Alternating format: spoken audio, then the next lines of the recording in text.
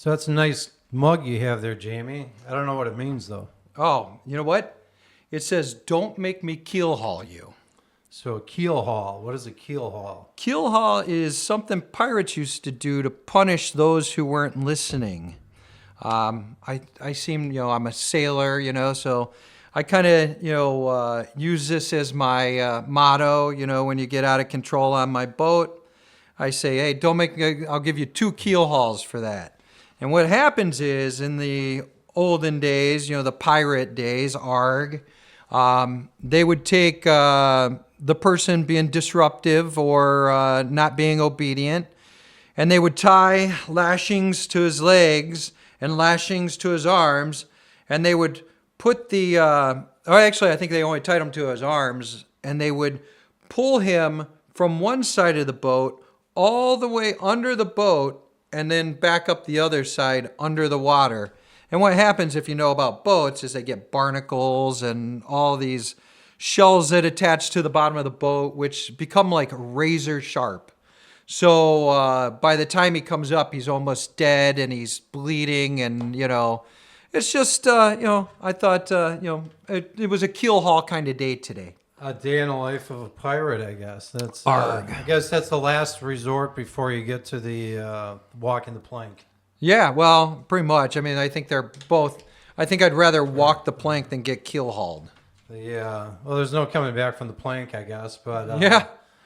I don't know about the keel haul because they probably would get infected and other things. I'm not sure, and I would think the plank, at least, what your demise is going to be. The keel haul, you're probably a little longer. Right. A little suffering. So anyways, I want to start talking about this story that I saw about this incredibly scientific study about how these people went to a festival in the Netherlands and they had people drink beer and do other things, and they wanted to see what types of people were attractive to mosquitoes. And so this is kind of interesting, and it's a good strategic, could be good for strategic planning when you go out to have your fun nights out. And so anyways, what happened was, actually, if you want to pull up the article. Sure. So this was an article, and it said a recent study in the Netherlands found that mosquitoes were more attracted to people who recently drank beer or smoked weed. Mosquitoes flew away from people with sunscreen. So this is just kind of one of those things that say, obviously we don't know much about mosquitoes other than they can carry diseases and make us all sick. But who would have thought, right? But I don't know. Maybe, with the beer, they've probably been down that road before and they can probably sense it. And, if they have a guy with a high blood alcohol content level, maybe they like the buzz they get out of drawing the blood from the person. But they stuck these people next to like some kind of barrier so they wouldn't get stung or bitten by the mosquitoes.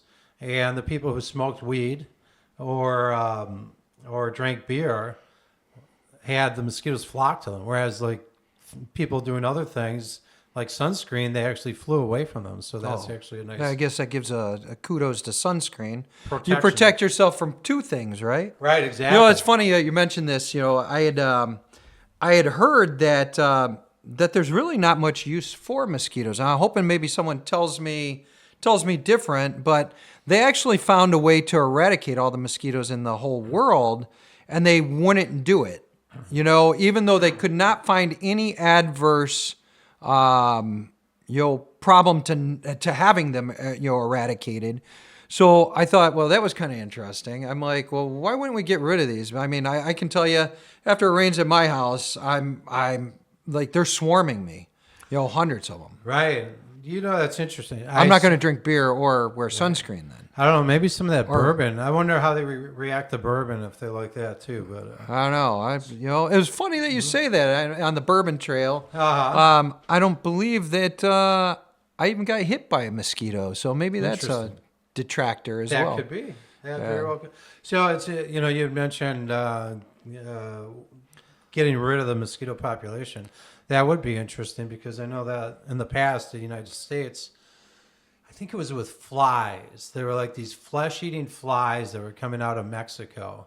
and it was like in the 1950s or so, and American scientists figured out a way to sterilize flies, these same types of flies, and they would fly them over Mexico and maybe other Central American countries, and they would just drop billions of these flies all over. And when the flies tried to mate with the other flies, they weren't able to recreate, and so they wiped out these populations, and that was an interesting way to like solve these solutions. Yeah, I've So- actually heard that about China too. At one time, they were trying to eradicate all the pests. You know, like all the rats, or rats, flies, and I mean, and they were having like kids at school, killing flies and bringing them into the teacher for credit and things. something. Oh, geez. So, and that was like, before I guess you'd call it this administration in China, but Right, exactly. So it's a new China. Obviously, they're letting people have more than one kid now and everything. yep, And so, yep, and we're eating bats and all Right, that good stuff, exactly. So down there in Wuhan. So, okay, so on to a more serious topic. So October 1st becomes what sounds like a very momentous day because for the last few years, it seems like our government has been creating a new subprime mortgage crisis by creating all these crutches for FHA mortgage holders. So people were buying houses. FHA was lowering the credit score requirements, raising the debt to income ratios that were allowed, and so all of a sudden, and then creating all these loan modifications, forbearance agreements, and so now starting October 1st, from what I hear, all this stuff is coming to an end, and so we've had this, in essence, fake economy. I think last year alone, one of my numbers that I saw said that there were about over 500,000 loan modification forbearance agreements done with FHA homeowners. So that's in 2024, and so those are how many were there? over 500,000, like 500,000. 550 million, or not? I'm sorry, not 550, 550,000. 550,000 mortgage holders, and so these are people who can't afford their mortgages. They let them in. Back in the old days, I think you go back to 1920, people needed at least 50% down on a mortgage. Oh yeah. And then, when I first started buying houses, everyone was still talking, well, you should have 20% down, otherwise you're paying PMI, Right. mortgage insurance. But, then around 2005 or so, as soon as we started getting into all these, seeing this real increase in housing prices, you started seeing programs where you can get in at 10% down. Then it Yeah, was 5%. 0% down. And There was 0% down. There was some loans back then, like 0% down. that was You what, could only- 2008? Right. Was that's- that big? Yeah. and people were getting more interest-only payments, things like that, and so, we just create this problem. And when you look at the average household income compared to the average home price, you go back to like 1940, it's like a 1-to-1 measure, and now it's probably about a 6-to-1 measure. Right. So it's really high. And then you look at the debt and everything on top of that. Credit card debt right now is an all-time high, and Credit card debt. Yeah. And another thing I heard of recently was the buy now, pay later kind of stuff. So credit card debt is something like $1.2 trillion yeah, or something. And a couple months ago, I heard that this buy now, pay later kind of debt is at like $950 million. So that's almost, or $950 billion. So that's what is that almost there. considered? Buy now, pay later? guess Is that that's, like just taking out a small loan? I And think that's like those places you go to. You get buy a couch now. No payments like for 3 years or whatever it may be. and you're making payments to it every month, Yeah.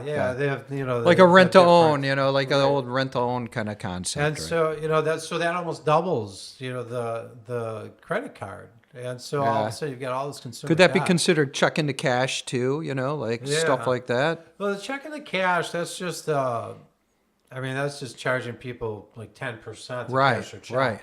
That's insane, and that's for people who aren't banking. Well, and that's obviously. cashing their check, and then they're taking loans against it. And Yeah, for doing like the, I mean, and then how many of those come back? I mean, once you're upside down, let's not kid ourselves. It's a snowball effect, right? I'm sure the default rate on that is pretty steep. I and would that's- think, right. That's probably why they charge insane interest rates on some of that Yeah, stuff. I would even And say it's so probably higher than 10%, Yeah. but maybe not.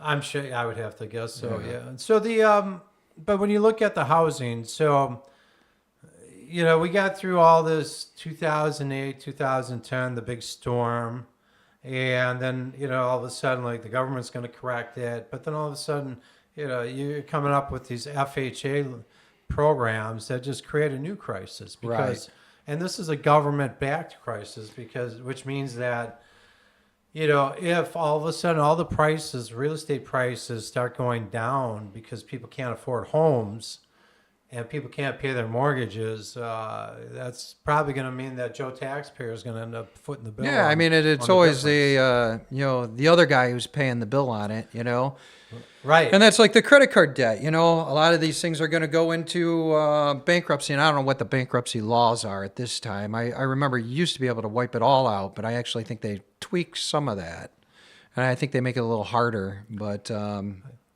don't know. It sounds like a Keelhauling kind of moment. Right. Yeah.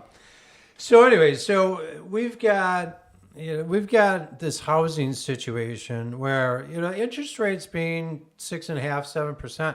Historically, that's not out of the norm. No, that's pretty. I remember I was talking to someone the other day that said, I think their first home was like at 14.5% or something. That's crazy, right? That was Right. probably around 1985 or Right, something like right. that. And my first home, like 1996 or so, I think that was around 8%. And every time the mortgage rate went down 0.5%, all the loan officers were contacting you saying, refinance now. It's time to refinance.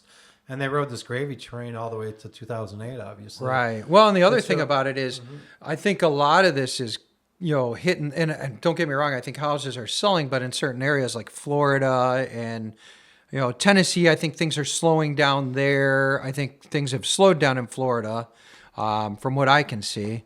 And I just feel like, we're kind of like building this whole screwed up process again, and getting the interest rates to, I think mine is like 2.5%. Why would I leave what I have now to go get something else? So now I'm not improving. I'm just kind of staying with the status quo or whatever. Right. So all of a sudden, everything becomes very non-liquid. Yeah. Because no one wants to move. And, when you talk about Florida, I think, so in June of this year, a few months ago, I think the default rate on the FHA loans was probably about a little over 12%. And that's June of this year. Okay. June 2025. 14%. And So what is that number gonna- About 12%.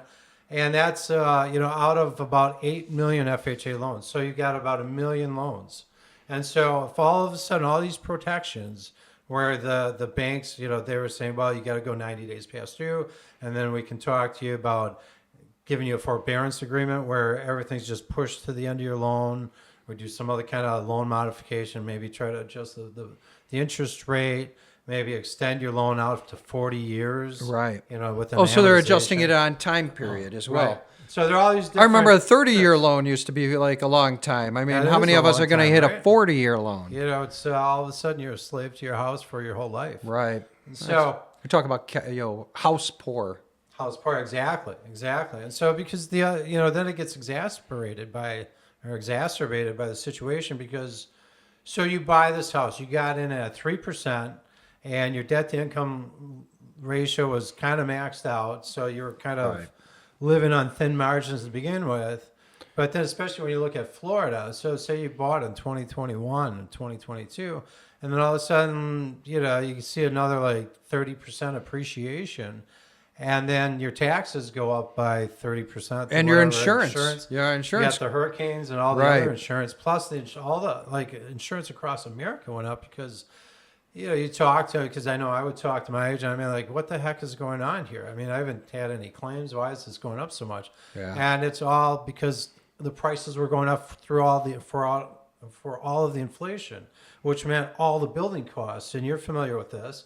And building costs got really expensive. Oh, And yeah. so the insurance companies are saying, well, the replacement cost of this property is a lot more than what it used to be. Yeah. So we have to increase our rates to be able to be solvent. So And then a lot of these people aren't even updating their insurance, so even if the cost to replace that building was $500,000, they're only getting $200,000 because they've only insured that building up to $200,000. I mean, there's a lot of moving parts here that can really screw the end user or the Right. the homeowner. And so this homeowner, so all of a sudden they're dealing with, so they're living tightly to begin with, and then their taxes go up, their insurance goes up, all the rest of the cost of living goes up, and all of a sudden they don't have enough money to make their payments. And so for years, some of them have been able to keep rolling the stuff over every few months or so, from what I hear, but now all that comes to an end. So some of the stuff I'm seeing, there's a lot of stuff online about this, and some people are saying by the second quarter of 2026, we're probably going to see a lot of foreclosures on the market, which is going to put a lot of downward pressure. Because on top of these, besides these houses being so much more expensive, so much higher than the average household income, you've got other stuff going on, which is like, for the first time I think in history, the average age of the first time home buyer is 39 years old. That should be 29 Wow, or 30. yeah. How do you start a family? What was your first home purchase, age-wise? It was right around 30. 30. You know, Yeah, I want to so- say mine was probably about 30, 29, 30, I think, yeah. So there's just all these different things that say the values of these houses don't make sense. Yeah. Financially, because we've been, obviously when interest rates went down to 3%, that just, people look at the monthly nut. Okay, so with this 3%, I can afford this. So that created all this buying frenzy that just ran up prices. But now the frenzy's over. Right. Interest rates are high. Well, then and the reality has to value, set in. and then the medium income, and is not escalating the way that the value of the houses are going. So Right. I think a lot less people are going to be able to own property. And it's like I've always said, I think eventually, and I know this is probably bad to say, the rich are going to own all the property, and the rest of the people are going to be like renting from them. Yeah, that could happen. And this is all, because we've been playing with numbers for 20 some years. Right. Between the... What's the answer to this? Like, what's the? Yeah. I mean, does anybody out there know what the answer is? And I think, the big thing is, you can lower mortgage rates, but that can only do so much for it, because the bottom Right. line is that people are making less money. The prospects aren't as good as what they were a few years ago. And so, I mean, we've got some really good stuff going on with our federal government right now, but that stuff takes time. Yeah. It takes time to bring in industry and create all these jobs. And then you have AI coming in that can threaten other people's jobs too. So, the prices, I don't see how prices can't go down. Yeah. Real estate prices are going to have to go down. If you have a bunch of people in foreclosure, that's going to bring a lot of downward pressure. And a lot of those people, they'll just walk away, and then the banks will be left holding, the banks or the federal government will be left holding the bag. I wonder what and that they'll have to sell it. percentage is now. Like you said, June was 12. Yeah, 12. Because it could After be more June now. 1st, now is it going to go to 25? Is it going to go to 30? Right. And so- Prospectively, And that you has a- have, and so you saw, over the last few years, you saw this increase of these FHA loans, because they used to be kind of taboo, and at certain times and stuff, because everyone wanted the conventional. It was supposed to be lower cost and stuff, but the government made those FHA loans very attractive. And Right. So, and besides that, you look out 10 years from now, if this market stays slow, and there's going to be more downward pressure, because there's an estimated... is it the 14 FHA loans that are the ones going into the toilet? Those are the problem ones. Well, it's funny because I remember I got an FHA loan, for my first house. Yeah. And I remember putting, I want to say 10 or 12% down or something. But yeah, it's funny how times change. That this is now the big, Right. the big hook or the big anchor. And so it's all this, too much social engineering and not enough dealing with reality, I think. Yeah. I remember in 2003, like September 11th, 2003, there was an article in the New York Times, and there was a quote, or there was a story where George Bush was saying, we got to get a handle on this mortgage system before it gets out of control. And then they went to the other side, Barney Frank, and they asked him for a quote. He's like, we got to keep things going the way it's going because everyone should own a house. And, it's that kind of mentality. It's like, you Not just everyone. can't reward bad behavior. Yeah, not everyone should own a house. Yeah. And that's tough. You want everyone to it's a great idea to have everyone own a house. I would love for everyone out there to own a house, but I've had some tenants who don't even deserve to be tenants. Right, right. Oh, I know that feeling as well. Yeah, yeah. So besides the other downward pressure on these housing prices, are the fact that over the next 10 years there's an estimated 14 million baby boomers who are expected to give up their homes. So all of a sudden, that's another 14 million homes on the market because these folks are going into assisted living, independent living, they're passing away, whatever. But all of a sudden, these are houses that were lived in that won't be lived in, and they'll be on the market too. So yeah, I wonder if that'll drive prices down as well. If there's that much of a. It's a very dicey scene right now. Yeah. So I think Jamie and I have both been watching Florida, different parts of Florida, but and Tennessee, yeah. And you see, I think, whereas we're talking about 12% plus rates of default for FHA nationwide, I think Florida may even be closer to 20%. I heard by someone. Tennessee and Texas, some of these states that really boomed during the COVID years because people were saying, I don't need to live up north because I don't have to go back in the office. And so, well, and now everyone's calling people back. So now they're calling back, and now they have to sell their houses, especially in some of these markets like Austin and southwestern Florida. They got hit hard by storms and stuff, and so. And they're doing, I'm sure there are a lot of short sales. It's funny that we talk about this bringing people back to work thing, like kind of a side note here. I have a friend that works for a major pharmaceutical company, and they have now said by January 1, everyone needs to show up at the office where they were real flexible before. But now they're like, you know what? And this is and they've been real standoffish on doing this. And now they're like, if you don't show up, you're losing your jobs.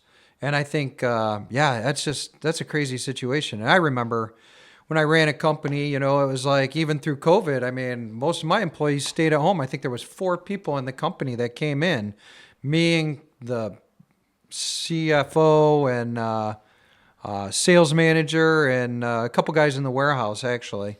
I mean, I don't know how, and I think, haven't they showed that these people at home, their productivity rate has gone down quite a bit? Yeah, it was up in the beginning, and then it started to crash down. But we can talk about this for a little bit too. Yeah. I always thought, when they were starting saying, people can start working at home, and I was just thinking, you got people who are still punching clocks, and you don't trust them to even just write in their hours. How are you going to trust what they're doing at home? Right. I know. I was I would, in the beginning of the work at home kind of era, I remember calling people. I'd hear TVs on in the background. I'd hear kids in the background. Oh, yeah. And I'm just thinking, you're really not doing too much work today. Yeah. It's I caught some of my employees fishing, right? Which is wait a minute, why are you fishing and you're supposed to be at work and it's COVID? I'm like, I guess the fish aren't going to catch COVID, right? Right, exactly. And so it's interesting. So how did you manage your employees when? Luckily, it was really the only people. Well, the funny thing is, I remember coming in and I kept wiping all the doorknobs and cleaning the bathrooms every day, twice a day, 3 times a day. But I only had certain employees come in, and luckily enough, we had a voice over IP phone system, so it was easy to drop the phones to whoever was there. But it really, and we grew during COVID, but it really put kind of a hamper on the team and you never knew what people were doing, and a lot of people weren't working, and a lot of people didn't quite care as much as, of course, me being the owner. But there was also some people who really did care. So on two sides of the coin there. But So the people who really cared were the people on commission, I bet. well, yeah, I mean they definitely wanted to make money for sure, and so be it. I would too. But most of them were salary, and it was tight. It was tight. I remember going in and during rush hour, and I remember filming like going into work, and as like nobody else was going to work. It was rush hour, and I was the only car on the road, and it's like wow, But we stayed away from each other. Right. Those were odd times. I did like flying during there. I could catch a flight somewhere for $100 round trip. Yeah, right. You go into an airport and you're like one of 50 people in an airport. Yeah. So okay. Crazy times. Right.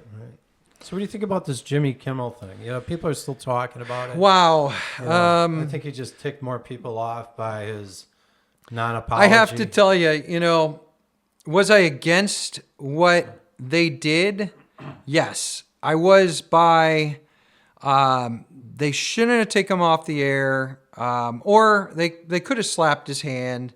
But I also get the whole making money thing, right? If your affiliates are like, get him out of here, and your advertisers are like, get him out of here, he becomes a lot. And Jimmy Kimmel, if you look at the numbers, has become kind of a lost cause for, is it ABC? Yeah, ABC. I looked at the numbers, and the three old dinosaur networks that run these late shows. Colbert was number one, and NBC was number two, and then Kimmel was number three, and so he was behind the other guys.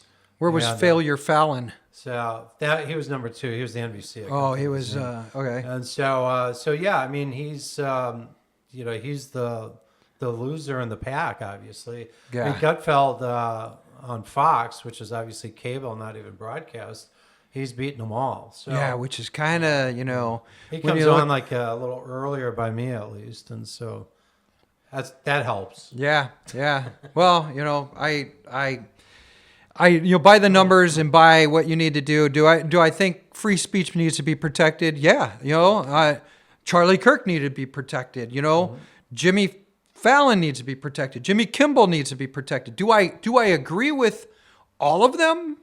No. And all their points? No. But but it is free speech. I mean, it's kind of like what we're doing here. This is free speech. And by the way, feel free to express your free speech in the comments, because we're kind of looking for that to keep this show kind of interesting and keep it valid and get some good feedback. Yeah, so when it gets to the FCC, obviously FCC regulates stuff that goes over the public airwaves. Right. So that's right. any broadcast media, radio, or TV.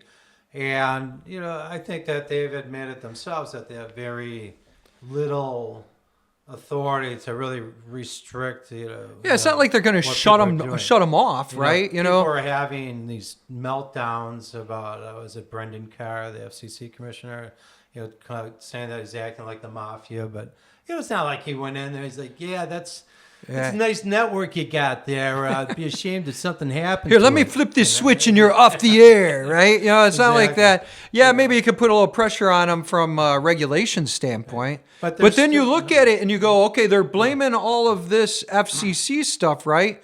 But let's go back to what Google just came out with, right? Mm-hmm. Right. And Google just announced this week that, they were censoring conservatives on YouTube and on Google. And they're letting them back on now. Because of pressure from the Biden administration. Yeah. So you want to blame Trump for all this? Yeah, let's blame Biden a little here, and I mean, and we actually have historical data now, I mean, Google has admitted to this. Facebook admitted to it. I mean, obviously the Twitter files came out, and so this is wrong all the way around.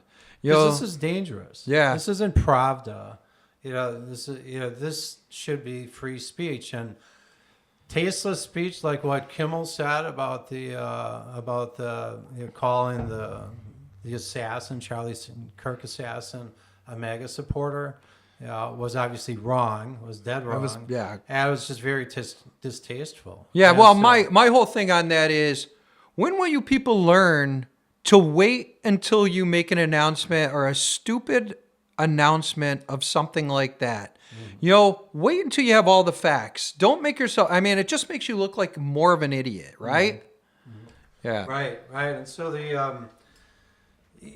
I think the public should, if the public doesn't approve of what they hear, they should pull away. And you pull away, the networks are going to feel the pinch, and they can adjust themselves accordingly. I mean, Right. Jimmy Kimmel supposedly has 250 people working for his show. That seems like an insane amount for a product like that. Wow. For an awful Yeah, product so like you have that. to wonder if Disney actually like looking for a good opportunity to trim the budget or what? Yeah, it's kind of like we go back to that old saying, the straw that broke the camel's back. I mean, this is the straw that broke the camel's back. I guarantee, and I'm going to put this out there, I don't have any historical data.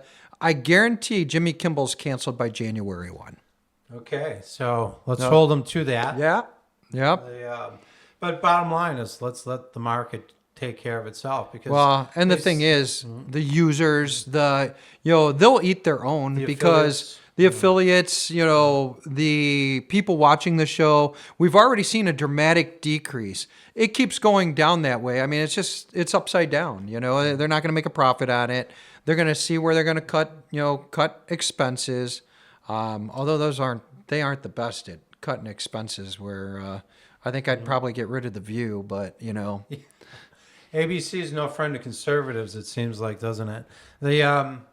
But so, these late night shows, just in general, I mean, they've kind of diminished so much compared to back in the days when there were like 3 networks. You know what? And I have to say, David Letterman, Johnny Carson, Jay Leno was good. Jay Leno. I still watch Jay Leno's Garage because I'm a car guy, right?